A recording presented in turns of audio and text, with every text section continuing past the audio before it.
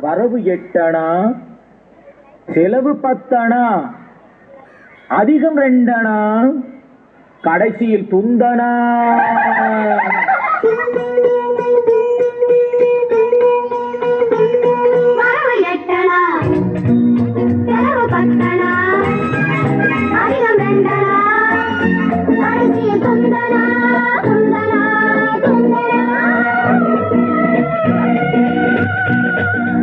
One, two, three, four, five, six, seven, eight.